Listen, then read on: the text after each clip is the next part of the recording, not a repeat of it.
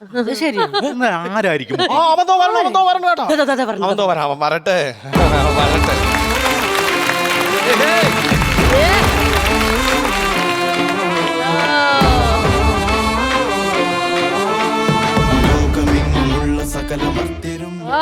Comedy comedy comedy full time comedy.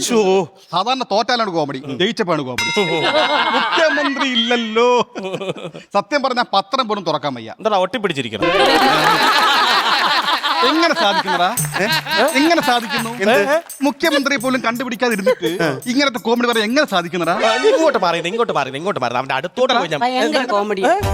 എടാ, തോറ്റ് തുന്നമ്പാടി നിൽക്കുന്ന നിനക്ക് ഇത്രയും അഹങ്കരിക്കാമെങ്കിൽ ജനങ്ങൾ വോട്ടിട്ട് 102 വോട്ട് MLA-മാരുടെ ഭൂരിപക്ഷമുള്ള ഞങ്ങൾക്ക് കോമഡി കാണിക്കാം. ആ കോമഡി ജനങ്ങൾ കാണുന്നുണ്ട്. എടാ നീയൊക്കെ തോറ്റതല്ലടാ സംസാരിക്കുന്നത്. അല്ലല്ല, തോറ്റതിനൊരു കാരണമുണ്ട്. ഞങ്ങൾ വിശദമായി പഠിച്ചപ്പോൾ ഞങ്ങളുടെ ക്യാപ്ഷനാണ് പ്രശ്നം. ഞങ്ങളുടെ ക്യാപ്ഷൻ പണിയുന്നു. നിങ്ങളുടെ ക്യാപ്ഷൻ എന്തോന്ന് കുഴപ്പം? നല്ല ക്യാപ്ഷൻ ആയിരുന്നില്ലേ? ഞങ്ങളല്ലാതെ മറ്റാരുണ്ട്? അതാണ് വോട്ടർമാരും ചോദിച്ചത്, ഇവമാരല്ലാതെ മറ്റാരുണ്ടെന്ന്. അങ്ങനെ മാറ്റിക്കുത്തി, അതാണ് പണി കിട്ടിയത്. അല്ല വേറൊന്നും കൊണ്ടല്ല കേട്ടോ. പക്ഷെ പത്രത്തിൽ കോമഡികളേ ഉള്ളൂ. പത്രത്തിൽ കോമഡി വാർത്തകൾ. ഞാൻ വായിക്കാം. മുഖ്യമന്ത്രിയെ ആവശ്യമുണ്ട്. തന്റെതല്ലാത്ത കാരണത്താൽ വോട്ടർമാർക്ക് നല്ലൊരു മുഖ്യമന്ത്രിയെ ആവശ്യമുണ്ട്. ഭൂരിപക്ഷവും ജില്ലയും കുഴപ്പമില്ല. നല്ല ചിരിയും നല്ല ഇങ്ങനെ കൈ കാണിക്കുന്ന ഒരാളാണെങ്കിൽ അത്ര നല്ലതെന്നാണ്. നല്ല നല്ല വാർത്തയാണ്. വേറൊരു വാർത്ത ഉണ്ട്. മുഖ്യമന്ത്രിയെ നിങ്ങൾ കണ്ടുപിടിക്കാൻ പറ്റിയില്ലെങ്കിൽ തൊട്ടപ്പുറത്ത് തമിഴ്നാട്ടിൽ നിന്നും വിജയെ 3 മാസത്തേക്ക് വാടക ഉള്ള വാർത്ത തന്നെ. കള്ള വാർത്ത എന്ന് പറഞ്ഞാൽ കള്ള വാർത്ത. എന്നാ പിന്നെ നിങ്ങൾ മുഖ്യമന്ത്രി ആക്ക്. മുഖ്യമന്ത്രി ആക്കണേ. നിങ്ങൾ മുഖ്യമന്ത്രി ആക്ക്. ഒരു മടങ്ങ് ആക്കല്ലേ? ഞാൻ ആക്കും. ഒരു പ്രഥമ സമയത്ത് പറഞ്ഞെന്നറിയാമോ? ഭയങ്കര കോമഡി ആയിരുന്നു. Team PDF. അറിയാമോ? ഈ ടീം PDF എന്ന് പറഞ്ഞ ആൾക്കാര് 3 ടീമാര് ജംഗ്ഷനിൽ കിടന്ന് പാടി. അതാണ് എന്നെക്കാൾ വലിയ കോമഡി. പിന്നെ വേറെ കേസ് നിങ്ങൾ എന്ത് പറഞ്ഞത്? മിനിറ്റുകൾക്കകം ഞങ്ങൾ മുഖ്യമന്ത്രിയെ തീരുമാനിക്കും. എവിടെ മുഖ്യമന്ത്രി പറയൂ. അല്ല, നീ കേട്ടതിന്റെ പ്രശ്നമാണ്. ഞങ്ങൾ മിനിറ്റുകൾക്കകം മുഖ്യമന്ത്രിയെ തീരുമാനിക്കുമെന്ന് പറഞ്ഞു. പക്ഷെ എത്രാമത്തെ മിനിറ്റിട്ടാണെന്ന് പറഞ്ഞിട്ടില്ല. 2,312 മിനിറ്റ് ആയടേ. നിങ്ങൾ തീരുമാനിക്കേ. ആക്ച്വലി നിങ്ങൾ എന്താണ് മുഖ്യമന്ത്രി തീരുമാനിക്കുക? അത് അങ്ങനെയൊക്കെ ചോദിച്ചു കഴിഞ്ഞാ രാഹുകാലം ആവണോ? രാഹുകാലം ആയാലേ പറ്റൂ. രാഹുകാലം ആവണം. ഡൽഹിയിലെ തീരുമാനിച്ചാലേ പറ്റുള്ളൂ മുഖ്യമന്ത്രിയാവാൻ.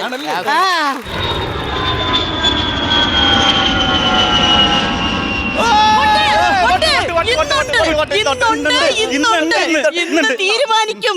നമ്മളെ 45 MLA-മാർ ഡൽഹിക്ക് പോയിട്ടുണ്ട്. ഇന്ന് തീരുമാനിക്കും. അല്ല, ഞാൻ ഒരു കാര്യം ചോദിക്കട്ടെ. ഈ 45 MLA-മാർ അങ്ങോട്ട് പോണേക്കാണ് നല്ലതേ. അവിടുന്ന് 3 ഇങ്ങോട്ട് വന്നാ സമയം കളയണ്ടേ? ഞങ്ങൾക്ക് മുഖ്യമന്ത്രി തീരുമാനിക്കണം. ഫ്ലൈറ്റ് മുഖ്യം. അങ്ങനെയല്ല പറയുന്നത്. നിങ്ങൾക്ക് മുഖ്യമന്ത്രി തീരുമാനിക്കണമെങ്കിൽ ഫൈറ്റ് മുഖ്യം. അതാണ് പറയുന്നത്. നീ ഒരു കാര്യം മനസ്സിലാക്കണം. ഈ സംഭവം എന്ന് പറഞ്ഞാൽ കല്ലട പോയി ചർച്ച നടത്തി, കിളിമാനൂർ പോയി ചർച്ച നടത്തി, നെടുമങ്ങാട് പോയി ചർച്ച നടത്തി എന്ന് പറഞ്ഞ ഒരു വിലയില്ല. ഡൽഹിയിൽ പോയി ചർച്ച നടത്തി. ഈ ഡൽഹിയിൽ ഇങ്ങനെ വളച്ചൊക്കെ പേപ്പറിൽ എഴുതി വരുമ്പോ നിനക്കത് മനസ്സിലാക്കണം. പിന്നെ ഡൽഹി എന്ന് പറയുമ്പോ നീ കൂടുതൽ ചൊരുക്കണ്ട. നിങ്ങൾ ഡൽഹിയിൽ ഇല്ലല്ലോ. നമ്മൾ വരും, നമ്മൾ ഉറപ്പായിട്ടും വരും. അങ്ങനെ പറയല്ലേ, നമ്മൾ ഉറപ്പായിട്ടും വരും. പക്ഷെ നിങ്ങൾ ഫ്ലൈറ്റിന്റെ അകത്തൊരു കോമഡി അറിഞ്ഞു.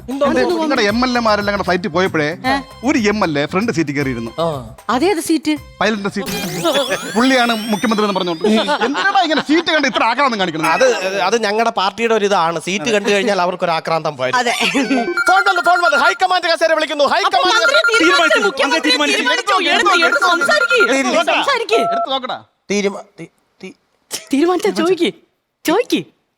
തീരുമാനിച്ചു.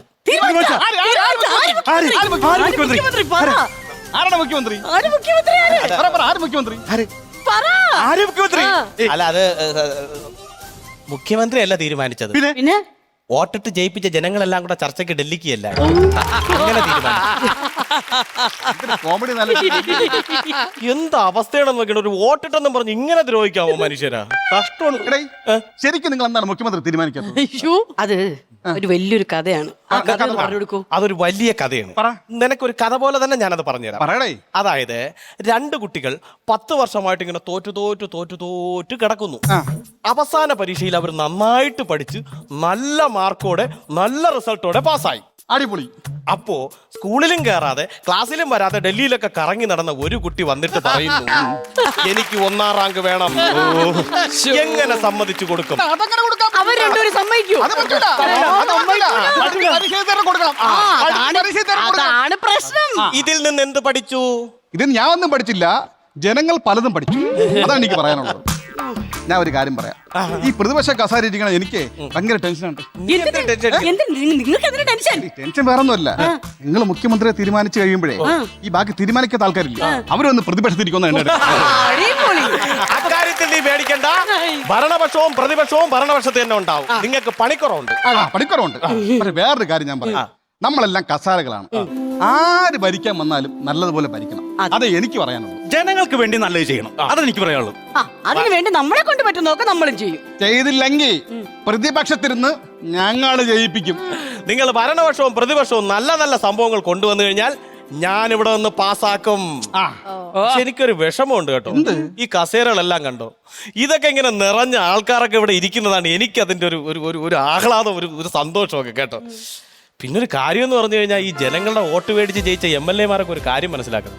ഈ കസേരകളിലൊക്കെ ഒരുപാട് മഹാരഥന്മാരിരുന്ന് നല്ല നല്ല കാര്യങ്ങൾ ചെയ്ത് നമ്മുടെ നാടിനെ ഉയർത്തിക്കൊണ്ട് വന്നതാണ്. അതുകൊണ്ട് ഈ റോഡിലും ഗ്രൂപ്പ് പോരും ഇതൊക്കെ നടത്തുന്നതിന് മുമ്പ് നിങ്ങളൊന്ന് ആലോചിക്കണം. ഒരു സമയമെങ്കിലും, ഒരു നിമിഷമെങ്കിലും നിങ്ങളെ മനസ്സിൽ ഈ മഹാരഥന്മാരെയൊക്കെ ഒന്ന് ഓർത്താൽ നല്ലതാണ്.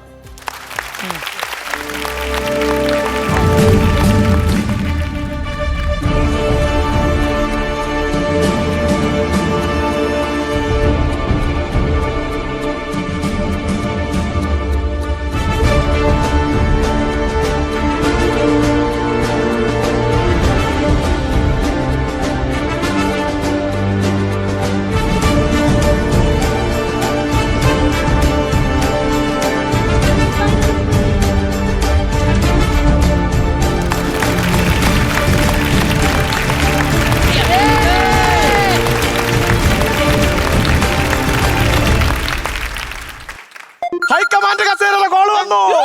ഹൈക്കമാൻഡ് കസേരയുടെ ഗോൾ വന്നു. അപ്പൊ മന്ത്രി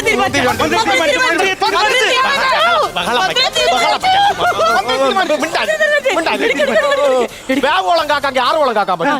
എത്ര ദിവസം കൊണ്ടിരുന്ന് പുടുക്കണം. ഇപ്പൊ പറഞ്ഞുതരാം. ഹലോ, തീരുമാനിച്ചു. മുഖ്യമന്ത്രി സർ പ്രൈസ് സർപ്രൈസ്.